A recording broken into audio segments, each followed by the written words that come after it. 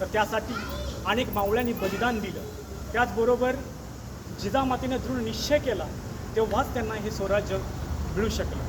त्यांना त्यासाठी इंग्रजांशी लढावं लागलं, मोगलांशी लढावं लागलं, निजामांशी लढावं लागलं, आदिलशाहीविरुद्ध लढावं लागलं, त्याचबरोबर सिद्धीशी लढावं लागलं, आपसोके लोकांशी लढावं लागलं आणि या सर्वांना त्यांनी लढून प्रत्येक वेळी हरवलं. त्याचबरोबर 18 पगड जातीच्या लोकांना त्यांनी एकत्रित केलं आणि स्वराज्याची निर्मितीचं स्वप्न पूर्ण केलं. त्याचबरोबर त्यांनी अफजलखानाचा वध केलेला असलो किंवा पुरंदराची सुटका असो, आग्र्याची सुटका असो, सुरतेची लूट असो, अशा अनेक प्रसंगात त्यांच्या जीवनावर खूप प्रसंग आले, पण तरीसुद्धा त्या प्रसंगातून ते बाहेर पडले. त्यांनी अनेक किल्ले बांधले, उत्कृष्ट आरमार निर्माण केलं आणि त्याचबरोबर उत्कृष्ट घोडदळ निर्माण केलं. तरीसुद्धा अनेक लोक राजांना छत्रपती मानण्यास तयार नव्हते. बाहेरची लोकही मानत नव्हती आणि घरचीही लोक मानत नव्हती. त्यावेळी जनभावनेचा आदर असा होऊ लागला की राजांनी आता छत्रपती झालं पाहिजे. त्याचबरोबर ज्या मावळ्यांनी आपल्या स्वराज्यासाठी आहुती दिली होती, त्यांच्या आहुतीचा, त्यांच्या त्यागाचा विचार करता राजांनी छत्रपती होणं हे आवश्यक होतं. त्यावेळी गागा भट्ट म्हणाले की राजे, तुमच्याकडे लक्ष सैन्य आहे, उत्कृष्ट आरमार आहे, उत्कृष्ट किल्ले आहेत, तरीसुद्धा तुम्ही तक्ती नाही, ऐसे का? त्यावेळी राजांनी तक्ती बसलं पाहिजे असा गागा भट्टांनी हट्ट केला.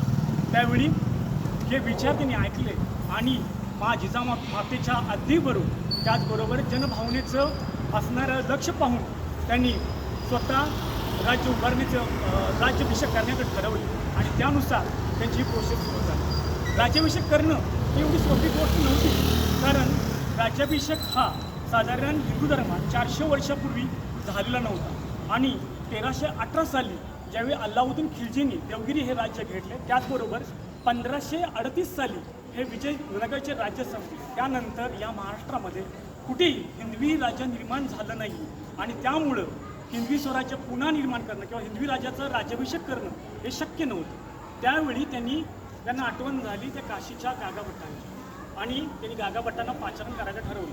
गागा भट्ट कोण होते? तर ते पैठणचे मूळचे होते, त्यांचे पंजोबा हे पैठणचे होते आणि त्यानंतर ते काही कालावधीनंतर म्हणजे साधारण त्यांच्या पंजोबांच्या काळानंतर महाराष्ट्रात दुष्काळ पडला किंवा जुलमी सत्ता वाढली, त्यावेळी तो इथून निघून गेले आणि त्यांनी काशी विश्वनाथाची सेवा करण्याचे ठरवले आणि त्यांनी तिथे जाण्याचं ठरवलं.